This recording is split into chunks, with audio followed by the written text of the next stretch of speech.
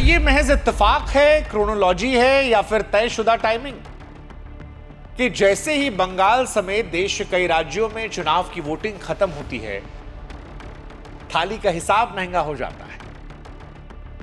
लेकिन इस बार चूल्हे पर रोटी नहीं, महंगाई सुलगी।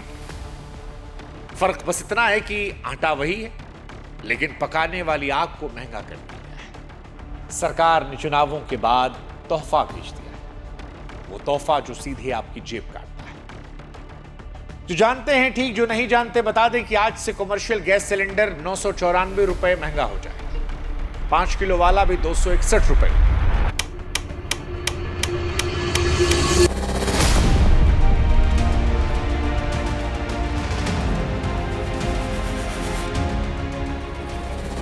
अब आप में से कुछ कहेंगे कि भैया हमको क्या फर्क पड़ता है कमर्शियल गैस सिलेंडर से। तो गुरु खेला यही है, क्योंकि बाहर का चूल्हा महंगे होते उसकी आंच जो है वो आपकी थाली तक भी आएगी। सब्जी, रोटी, चाय, समोसा, पकौड़ी जो भी आप खाते हैं बाहर, वो सब आपकी जेब पर आएगा। और यहीं से ये कहानी सिलेंडर से निकलकर सिस्टम की सच्चाई बन जाती है, जहां महंगाई कोई अकेली खबर नहीं बल्कि एक ऐसी चेन है जो होटल से आपकी जेब तक चलती है, जहां खर्च हर महीने आगे भागता और आमदनी पीछे छूट जाती है, जहां महंगाई बढ़ने की खबर सेकंडों में मोबाइल पर पहुंचती है, लेकिन राहत वो कभी नोटिफिकेशन बनकर आती ही नहीं, जहां राजनीति का सच ये है कि सही वक्त तक दाम थामे रखे जाते हैं और जैसे ही वक्त सही आता है उसके बाद वही महंगाई जरूरी फैसला बनकर थाली में परोस दी जाती है। अब सवाल सिर्फ दाम बढ़ने का नहीं है, सवाल उस पैटर्न का है जिसमें हमारी, आपकी जेब, आपकी थाली, आपकी उम्मीदें सबसे आसान निशाना बनती है। और अगर यही सच है तो असली कहानी यहीं से शुरू होती है कि आग सिर्फ चूल्हे तक सीमित नहीं है, बल्कि कैसे एक चेन बनकर होटल, बाजार, सिस्टम के हर मोड़ तक पहुंचकर आखिर में आपकी जेब के वजन को हल्का कर देती है, आपके बटुए से थोड़ा पैसा कम कर देती है। और आज इसी कहानी का हम जिक्र करने वाले हैं, इस टाइमिंग का हम जिक्र करने वाले हैं। कमर्शियल एलपीजी सिलेंडर के दाम में 993 की भारी बढ़ोतरी की गई। Prices of 19 kilogram commercial LPG cylinders have been increased by 993 rupees from today. 20 kilo वाला जो कमर्शियल एलपीजी सिलेंडर है उसके दाम में इजाफा किया गया।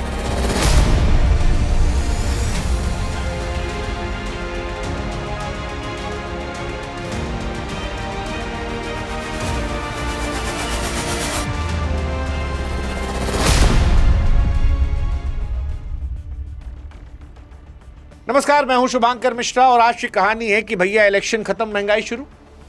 हाँ, ये खेल उस टाइमिंग का है जिसे समझना एक आम आदमी के लिए जरूरी है।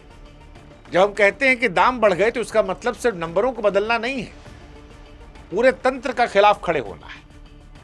और आज ये समझना बड़ा जरूरी है कि ईवीएम सील होने के बाद आर्थिक मजबूरियां क्यों जग जाती है।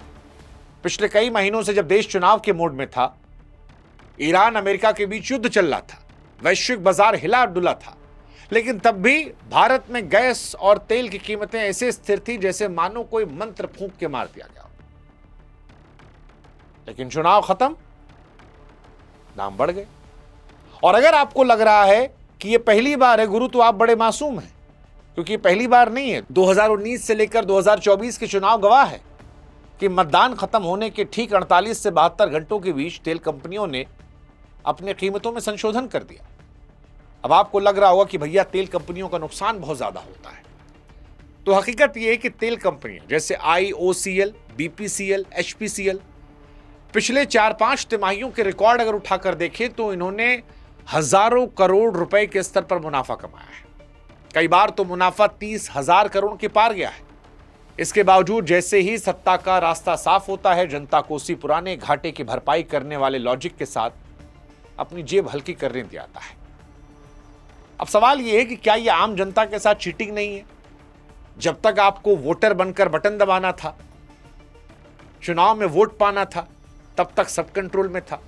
और जैसे ही जनता ने जिम्मेदारी निभाई, सारे राज्यों में जो वोटिंग है वो कंप्लीट हो गई, ईवीएम में कैद हो गई, तो मार्केट फोर्सेस के नाम पर सब बेकाबू छोड़ दिया गया।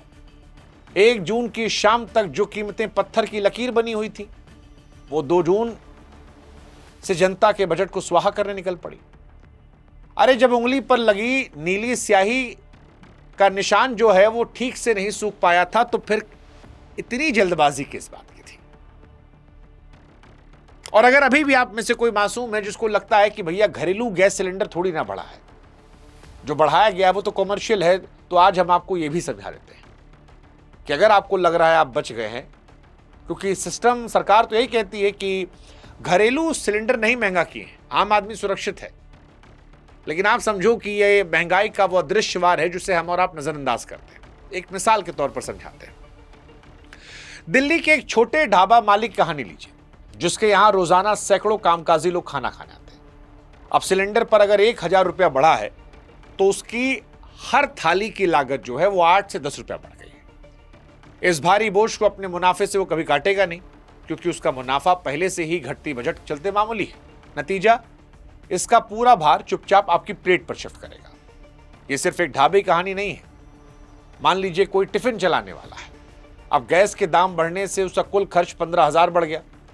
अब वो जो छात्र या कामकाजी पेशेवर जो आज के दौर में महीने का 4,000 रुपया टिफिन का दे रहा था, ऐसा हो सकता है कि उसे 4800 या 5,000 रुपया टिफिन का चुकाना पड़े, क्योंकि वो तो कह देगा कि भैया गैस देखिए बढ़ा दी सरकार ने। वो जो चाय की प्याली है, या तो उसकी कीमत बढ़ जाएगी या कप जो है उसको छोटा कर दिया जाएगा। समोसे का दाम जो है या तो उसको बढ़ाया जाएगा या समोसे के अंदर से आलू और मसाला गायब कर दिया जाएगा, और ये सीधे सीधे लोगों पर असर करेगा।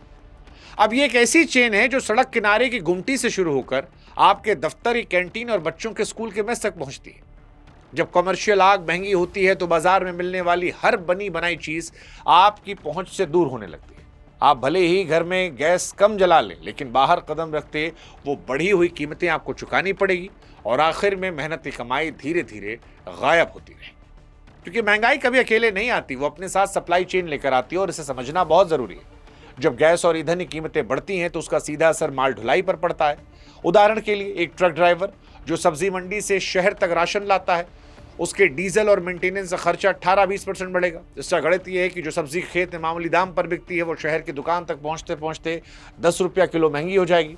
ये 10 रुपए का अंतर किसी बड़े एसी शोरूम के लिए छोटा हो सकता है, लेकिन अगर मजदूर, निम्न मध्यम वर्गीय परिवार की बात करें तो एक वक्त की सब्जी को कम कर देगा। आरबीआई की हालिया रिपोर्ट और सीएमआई के आंकड़े कहते हैं कि भारतीय मध्यम वर्ग की बचत जो है वो अपने ऐतिहासिक निचले स्तर पर है। यानी हमारी कमाई जो है, आमदनी वहीं खड़ी है, लेकिन राशन से लेकर बिजली तक हर चीज को हम तक पहुंचाने वाली मशीनरी महंगी है। खर्च रॉकेट की तरह भाग रहा है। आम आदमी उसी पुरानी पटरी पर कछुए की चाल से चल रहा है, जहां हर कदम पर महंगाई एक नया बैरिकेड बनकर रास्ता रोक रही है।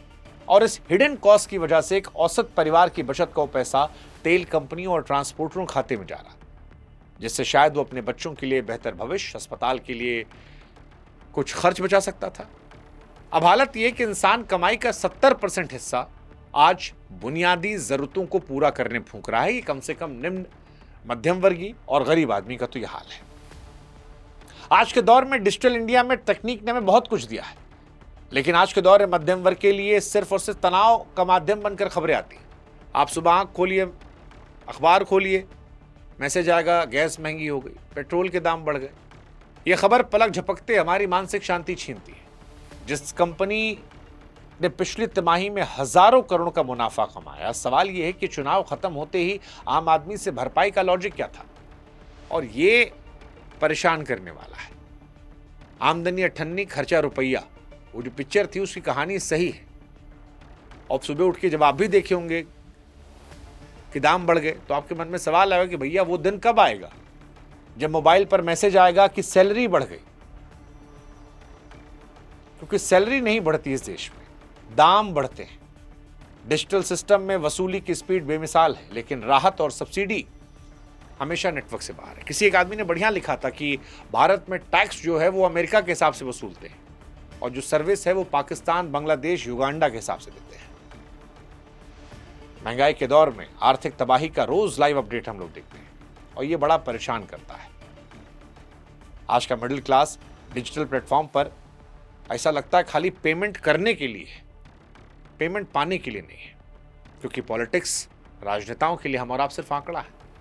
जब भी महंगाई पर सवाल होता है, राजनीति में अंतर्राष्ट्रीय बाजार और क्रूड ऑयल का नाम लेकर आंकड़ों के जाल में उलझाया जाता है। पर सवाल वही कि ये मजबूरियां चुनाव के समय कहां जाती हैं। सत्ता के लिए आम आदमी अक्सर एक नंबर या वोट बैंक बनकर रहता है, जिसे केवल चुनावी रैलियों में ही सम्मान मिलता है। विपक्ष में रहते हुए जो महंगाई अन्याय और पाप लगती है, गद्दी मिलते ही वो देशहित और अर्थव्यवस्था की मजबूती के लिया गया सरकार की तरफ से एक जरूरी फैसला बन जाता है। और यही राजनीतिक सुविधा की मार हर बार उस ईमानदार टैक्स पेयर पड़ती है जो कतारों में लगकर वोट देता है, व्यवस्था की मार झेलता है। हमारी थाली से गायब होती एक रोटी किसी नीति निर्माता के लिए केवल एक फाइल का डेटा हो सकती है, लेकिन एक औसत परिवार के लिए वो उसके बच्चों की शिक्षा, बुजुर्गों के स्वास्थ्य से किया गया दर्दनाक समझौता है। जब तक राजनीति जनता की थाली को सिर्फ सत्ता तक पहुंचने की सीढ़ी समझेगी, तब तक हर चुनाव के बाद ऐसे ही महंगाई के तोहफे मिलते रहेंगे और आम आदमी का संघर्ष बढ़ता रहेगा। ये राजनीति का वो सच है जहां हकीकत में आम आदमी का बजट किसी ताश के पत्तों के घर की तरह हर महीने रहता है। तेल कंपनियों के बोर्डरूम में बैठकर लिए गए फैसले जब सड़क पर चलने वाले आदमी की जेब काटते हैं तो केवल आर्थिक नुकसान नहीं बल्कि लोकतांत्रिक भरोसे के साथ भी धोखा होता है। पर सच यही है, व्यवस्था के लिए हम और आप केवल एक कंज्यूमर, एक वोटर हैं, एक जीता जागता इंसान नहीं जिसके पास अपने परिवार को खुश रखने का अधिकार है। स्याही का निशान तो मिट जाएगा, लेकिन जेब पर जो भाव भरा है वो कब जाएगा? क्योंकि लोकतंत्र में सबसे कीमती चीज तो उम्मीदें होती हैं, भरोसा होता है। और चुनाव के बाद जब ये दाम बढ़े तो ये उस भरोसे पर धोखा देना या अनदेखी करना है। जब चूल्हे की आग महंगी होगी तो सिर्फ खबर नहीं होगी, करोड़ों घरों के सुकून छीनने की आहट होगी। इस पूरे खेल में सबसे सस्ता अगर कुछ रह गया है तो आम आदमी की मेहनत, धैर्य, चुप्पी। महंगाई कोई प्राकृतिक आपदा थोड़ी ना है, जबलपुर वाली घटना की तरह। एक सोची समझी सिस्टमैटिक टाइमिंग का परिणाम है जहां निशाना हमेशा आम आदमी। इन राज्यों में जहां चुनाव हुए हैं वहां 15 दिन में स्याही का निशान धुल जाएगा। नतीजा जो है वो भी 2 दिन बाद 4 मई को आ जाएगा। लेकिन चुनाव के बाद जो ये दाम बढ़ाया गया है, इस महंगाई का घाव सालों तक भरेगा और यही आम आदमी के लिए धोखा लगता है। यही सवाल परेशान करता है, क्यों सरकार ऐसा क्यों? सोचिएगा जरूर।